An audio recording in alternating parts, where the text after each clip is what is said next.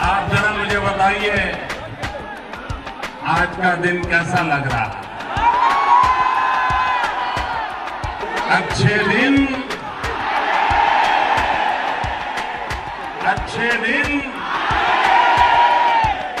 वाह.